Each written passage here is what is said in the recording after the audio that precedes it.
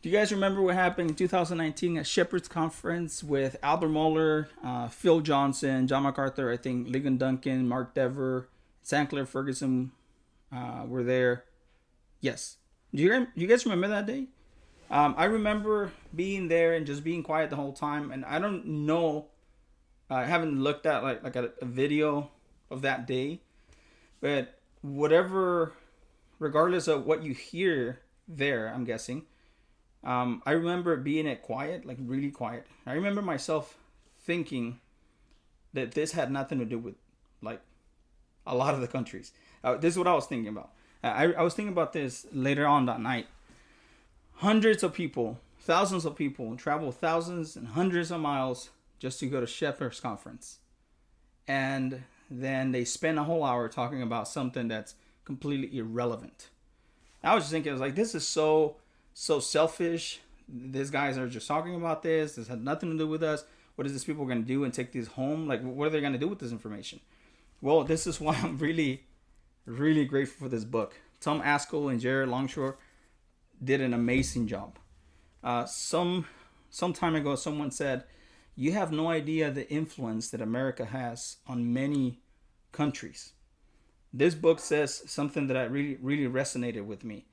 It says something about this country wanting a father.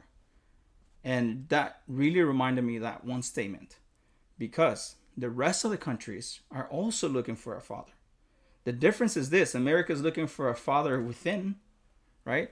The other countries are looking for a father in America. So take that for whatever that is.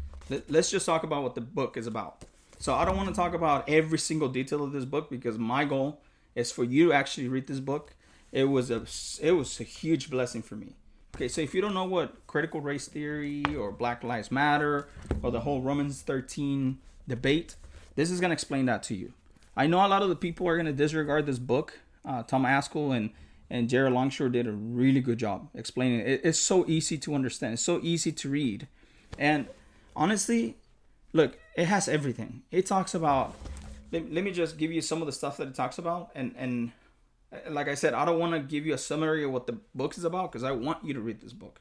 I want you to actually like meditate on what this book says because it is like amazing. Especially chapters 4, chapter 7. Those were my favorite chapters. It talks about the responsibility of the people in office. It talks about politicians. It talks about our responsibility as Christians, responsibility as pastors. Like this book really goes in. It talks about our children, how we ought to raise our children, what we ought to teach our children. Basically what it says is this: look, don't just like close the doors in your house and like try to keep your kids from not going out and seeing what the world is like. It says get your kids ready for when they go out into the world. They actually do some damage to the wrong views. They do some damage and they actually stand for what is truth and not what the world is teaching. See, that's just something like that. It talks about homosexuals. It talks about the whole LGBTQ pride. It talks about abortion. It talks about the main issues here in America. And it says that for us to start, we actually have to start like with abortion. It talks about the people who we vote for. It talks about the people. I mean, it does. It covers every single area. And what's interesting is this, that even though it's just for America, this is actually a book that you can meditate on and transfer that information to other people because America does have an influence on other countries. And this is not just for the American people. This is for a lot of the people that see what's going on here in America actually taking place in other countries. So it talks about COVID-19. They talk about when Pelosi went and had a private, beauty work on her. They talk about everything. This is what really caught my attention the most. It really puts a heavy, heavy charge on the Christian. Like, we ought to be like Christ. We are not to keep peace at the expense of the gospel, but to actually proclaim the gospel. Like, this book made me cry, y'all. I'm not even exaggerating. The way that it presents the gospel, the way that it presents racism, and then the biblical justice. It even talks about Vodi Valcom, on the ethnic Gnosticism. Like, it is crazy. Like, I'm telling you, chapter 4 is just the best. Chapter 7, it was beautiful. Beautiful. So anyways, if that doesn't get you pumped enough, I don't know what will. If you really want to know about all these things, even if you're not very familiar with all these terms and all these things, like, really, this is the book to read. It has everything. It has everything. I read this book and I was started reading it. I got so hooked on this book, and it was so amazing. It was such a blessing for me.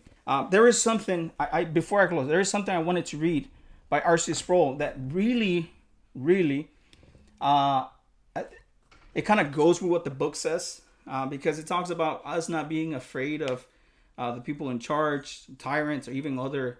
It says to defy tyrants. There's a section where he talks about many times we don't do it because we want to be liked, right? We want to be liked. And it reminded me of what R.C. Sproul says in Truths We Confess. He says this. It says, every spokesman for God, the patriarchs, the prophets, Jesus, and his apostles, was subjected daily to the scorn of his contemporaries. One of the reasons why the Christian church nationally and internationally is so weak is that we are intimidated by scorn. We do not want to be scorned. We do not want to be mocked. We do not want anybody laughing at us. This is R.C. Sproul said. Stand for the truth. Be strong and courageous. Really, chapter 4, that's where the title comes from. From chapter 4, I think, honestly, it's so beautiful. It's so beautiful. You guys do take the time and read this book. Pastor Tomas Ascol actually sent me an extra copy of this book. So I'm going to do a giveaway on this book. He actually signed the book. So you will be getting a signed copy of this book. Again, this is not a official review as the big shots do it.